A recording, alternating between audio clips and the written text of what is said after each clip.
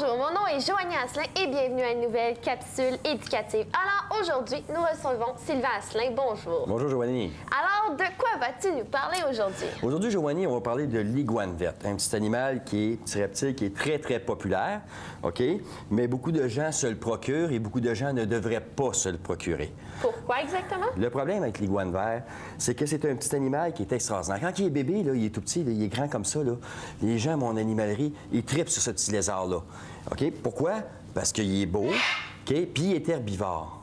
OK? Puis il mange la salade, des fruits, des légumes. OK? Mais le problème, c'est que ce petit animal-là vient 6 pieds de long. 2 mètres de long.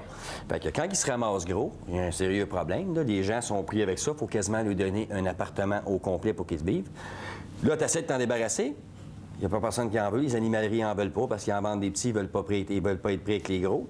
Fait que là, qu'est-ce que tu fais souvent? Le PCA n'en veut pas, un autre organisme n'en veut pas.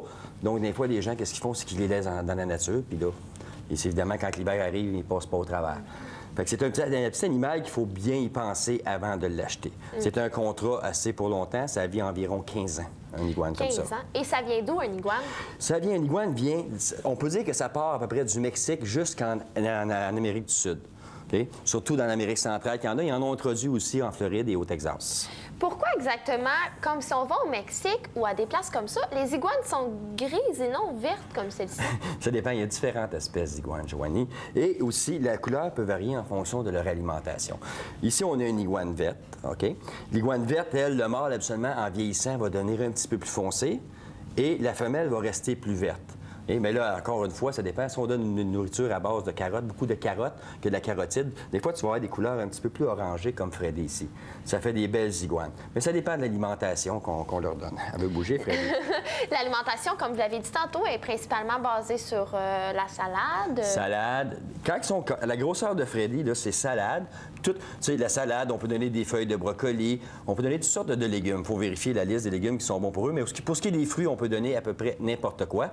Et aussi, dans la nature, ces animaux-là se nourrissent à l'occasion aussi de sauterelles, de souriceaux, des choses comme ça. Mais c'est pas très bon pour eux parce que le système digestif est vraiment fait pour digérer des protéines végétales et non pas animales. OK. Est-ce que c'est un lézard qui va être agressif? L'iguane est un bon lézard si on s'en occupe en bas âge beaucoup et qu'on l'habitue à fréquenter beaucoup de gens. Pourquoi? Parce que l'iguane est le seul lézard, on dit que c'est le lézard le plus intelligent. C'est le seul lézard qui a un maître et qui reconnaît ses personnes. Freddy est habitué avec le public, elle va voir des milliers de personnes par année. Donc, Freddy, on va dans une exposition, on peut la mettre sur une cage, la laisser lousse. Il n'y a pas de problème, les gens viennent la flatter, ils peuvent donner de la nourriture, de la salade, de la nourrir. Elle est fine avec tout le monde. Mais c'est pas toutes les iguanes qui sont comme ça.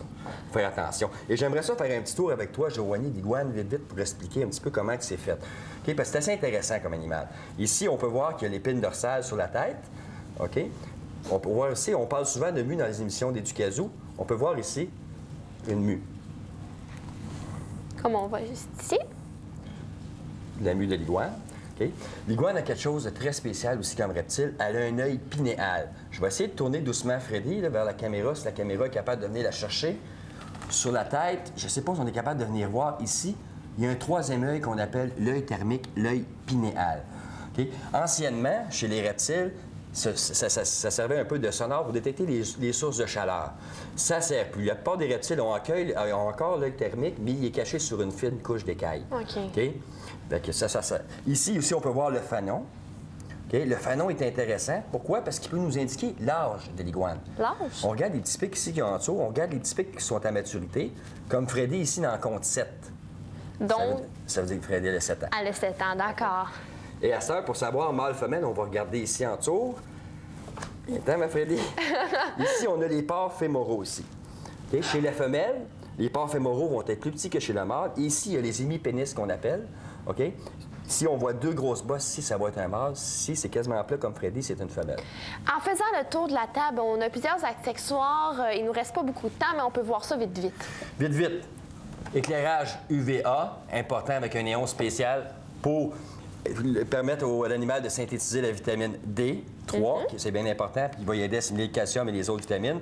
On a une plaque chauffante qu'il faut mettre comme source de chaleur pour le reptile. On a des vitamines, comme qu'on parle souvent, qu'il faut mêler à sa nourriture, des suppléments vitaminiques.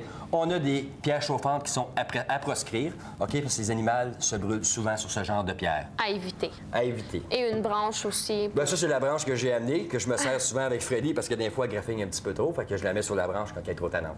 Merci beaucoup, Sylvain. Et n'oubliez pas que si vous voulez avoir une iguane à la maison, c'est un engagement que vous vous donnez, car on la garde durant 15 ans environ et ça demande beaucoup d'espace. Et n'oubliez pas que l'amour et l'attention sont les deux besoins essentiels pour garder nos petits animaux de compagnie en santé.